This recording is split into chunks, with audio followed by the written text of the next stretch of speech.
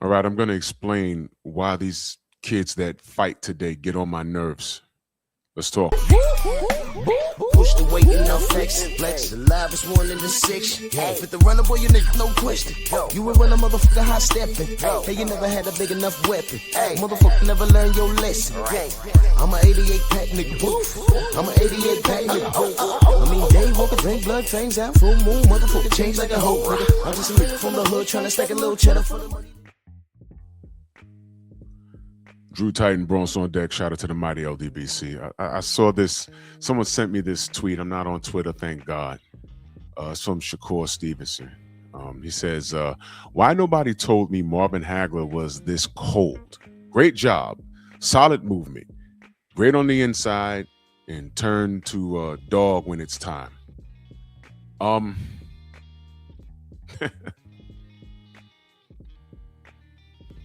You know, okay.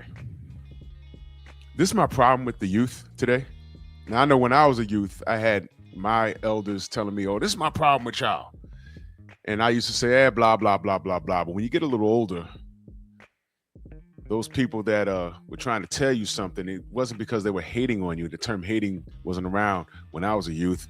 We would say things that I look back and it's silly. Like, oh, they're just jealous. Jealous of what? I've been there, they've done that. And the things that they would tell me to do was to my benefit. Now, there are some old heads walking around here that do hate on the youth, but that's because they didn't achieve anything in life. But when you're content and you're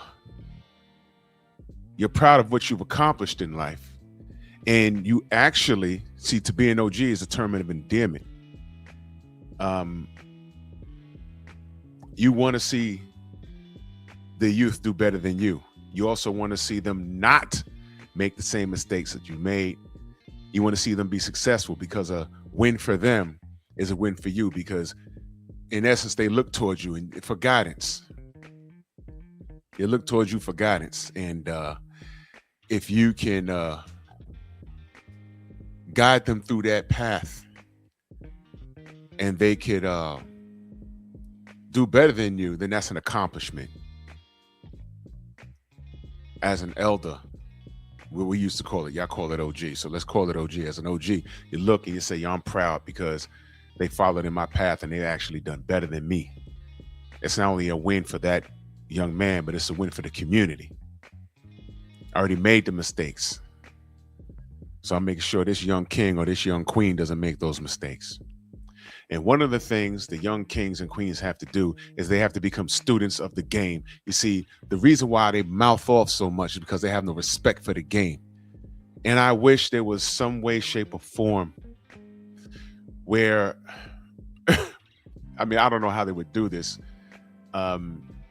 Education is key. You could actually be a savant in that ring. Michael Jordan wanted to play baseball when he was growing up. He didn't want to play basketball. Hey, what if he just said, I'm just going to play baseball, that's it? We'd have never had Michael Jordan. You know, he's a savant in the game. He changed the game. That's why he's the GOAT.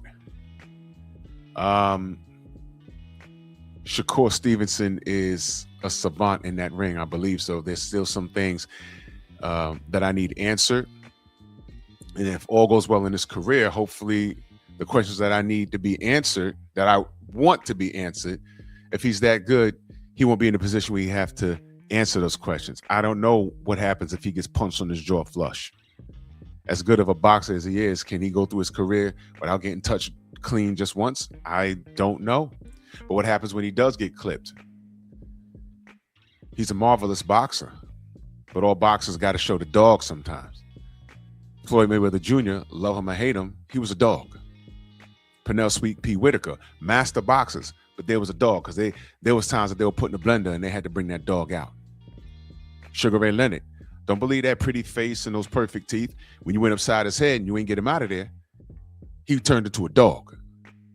I don't know if Shakur has that in him. I don't know. We haven't seen it yet. No one has pushed him to that limit where he had to fight, because we know he could box, but can he fight? We don't know. We don't know.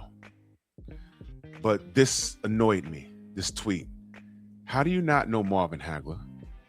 Why is there not some sort of rule where once you start turning pro or something, the trainers sit you down in a room and say, you look, you need to watch this guy right here from the 80s and 70s. You need to watch this guy from the 50s. You know what I respect about Mike Tyson? I say a lot of things about his professional career that people are afraid to say. But any fight I talk about, I always ask my audience, and I'll ask you if you're finding this for the first time, where's the lie? I don't lie on these guys. I look at what they've done and I give my opinion based off of what they've done or haven't done when they had space and opportunity to get it done. Right? And I'm looking at this and I'm like, how does he not? I'm sure he heard of Marvin Hagler. I'm sure he's seen posters and pictures, but how do you not know who this man is? Especially since y'all both from Newark, New Jersey. Before Marvelous Marvin Hagler relocated to Brockton, Massachusetts, he was born in Newark. How do you not know? This is embarrassing. This is embarrassing. How does he not know this? Who around him didn't sit him down and say, bro, you know what? This is a style you might be up against one day, and I need you to know how to defend against this. Marvelous Marvin Hagler. Now, if I'm wrong on what I'm about to say, feel free to correct me. But he fought southpaw, but he was really a right-handed person. But he fought southpaw. This man was a dog and he was special. An absolute dog. What the hell? It's 2025. Shakur's been fighting for a very long time. He never bothered, especially, man, you kids with all of this stuff. You know what I had to do to watch boxing when I was coming up? Yeah, I'm going to sound like an old man right now.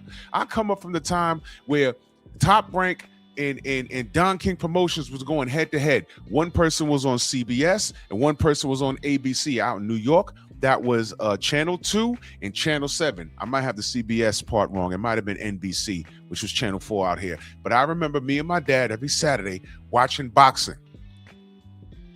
We'd have a TV on in the living room watching that commercial, ran to the bedroom to watch the other fights. It was boxing every Saturday. Wide world of sports. Great fights.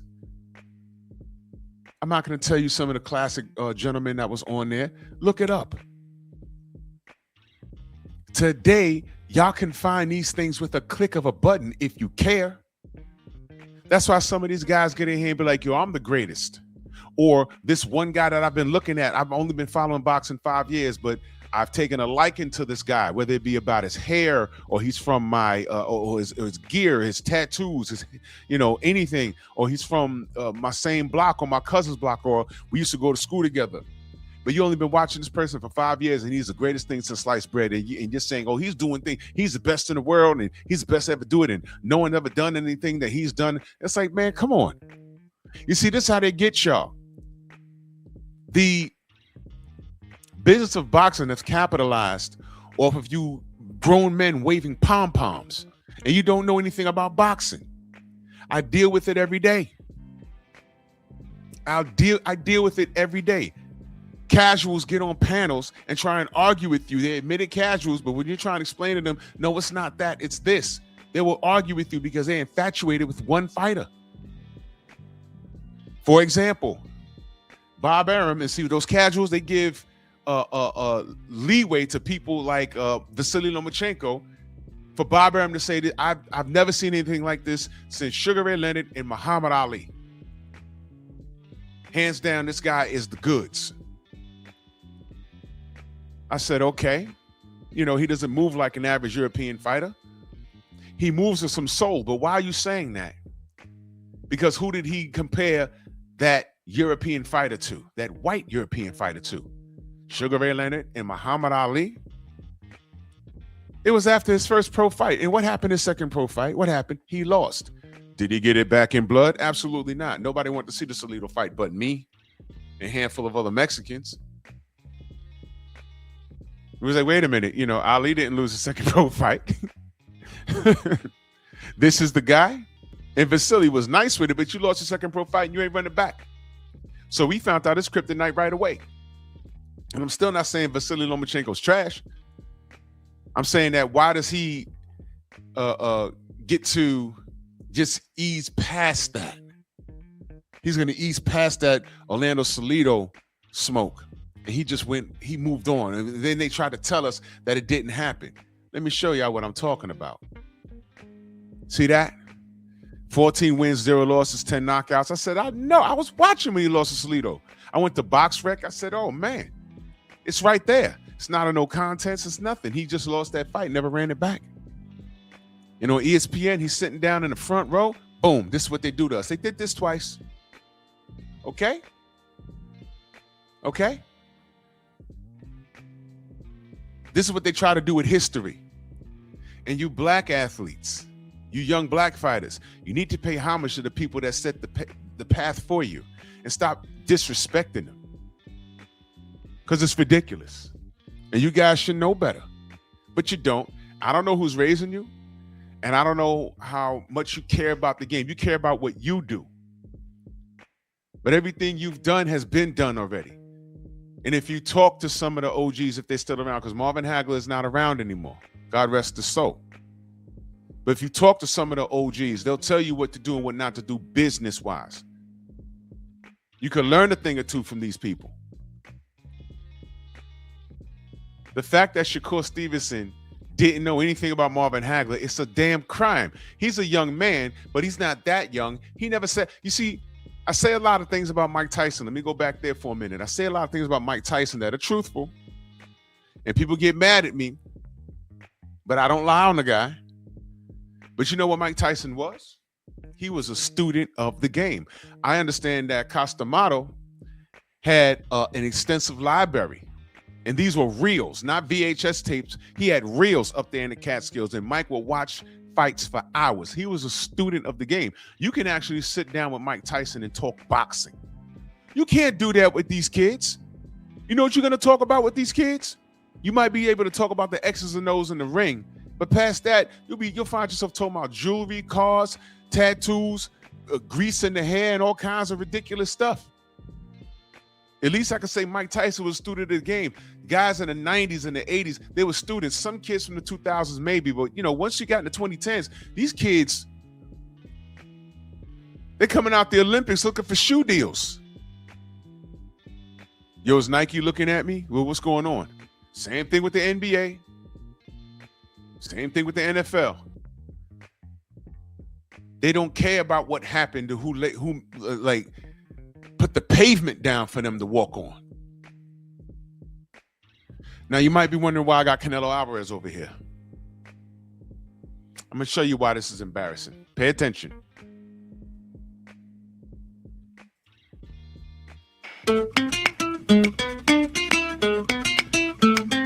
Muhammad Ali, Sugar Ray Leonard, Ray Robinson, Mayweather, and Hagler. Don't get mad at me. I ain't say it. All right.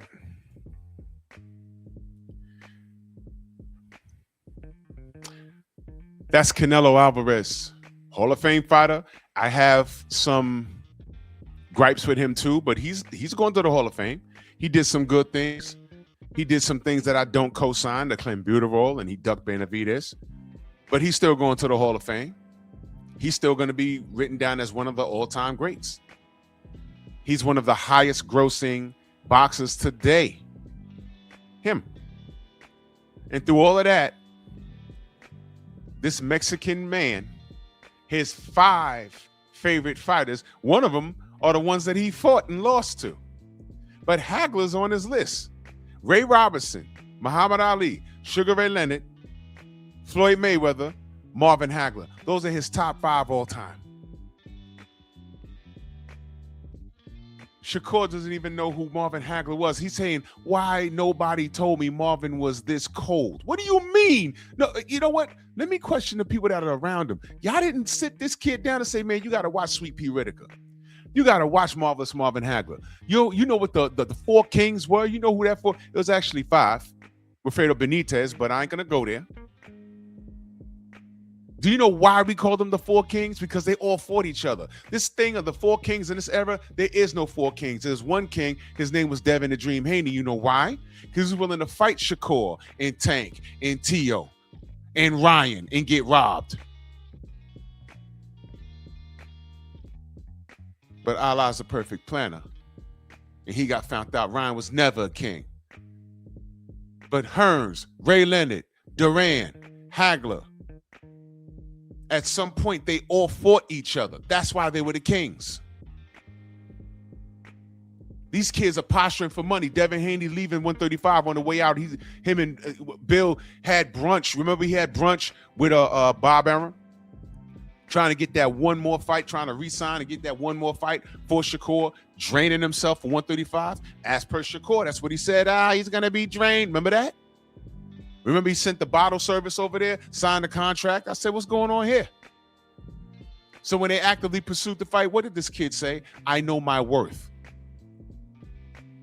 So he ducks the drained Devin Haney. What did he duck? He ducked his first time on pay-per-view. He ducked his highest payday. He ducked Devin being drained and a shot at Undisputed in one fight.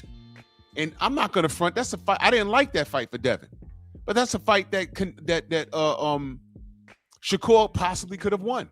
He said, no, I know my worth. And that's the difference between him and guys like Devin and Bud Crawford and Errol Spence and Deontay Wilder.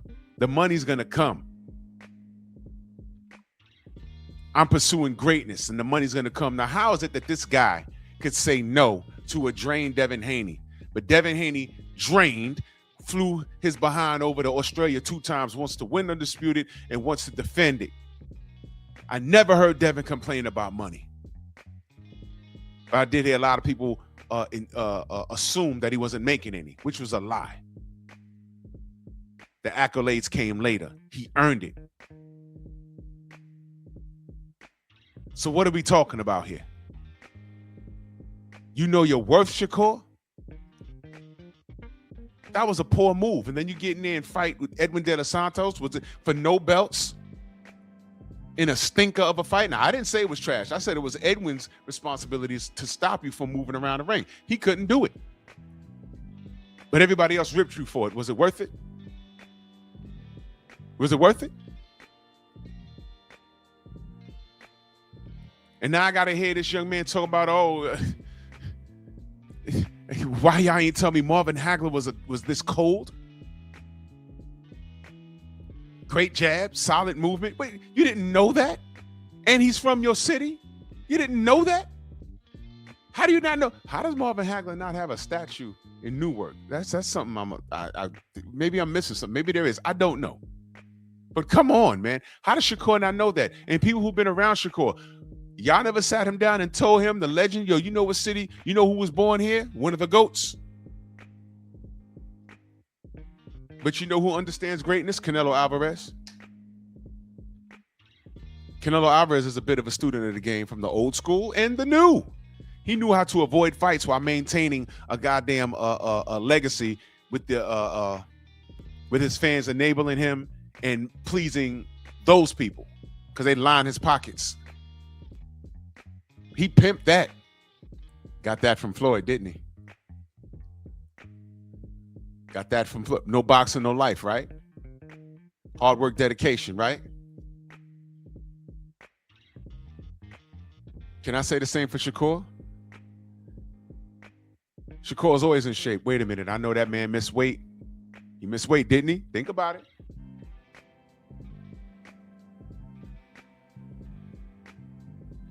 Look, man.